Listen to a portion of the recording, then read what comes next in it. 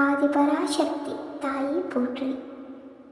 தங்கமே, உன்னை தேடி வந்திருக்கிறேன்.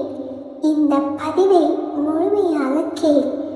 இன்று யாருக்கும் கிடைக்காத மிகப்பெரிய அதிர்ஷ்டம் உனக்கு கிடைக்கப் போகிறது. என்னை நீ முழுமையாக சரணடைந்து விட்டாய் அல்லவா? அதன் பலனாக உனக்கு ஒரு அதிர்ஷ்டம் கிடைக்கப் போகிறது. காத்திரு.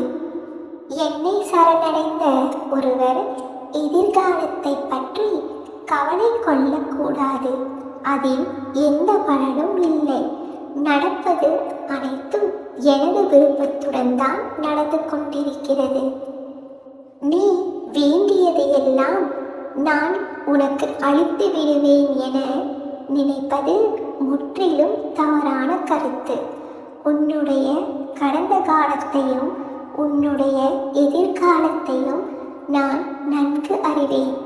ஆனால் என் குழந்தைகளுக்கு எது நன்மையோ அதை மட்டுமே நான் தருவேன். கலங்காமல் இரு. சில வாசல் கதவை நான் திறந்தேன். அதை உன் மனம் ஏற்கவில்லை.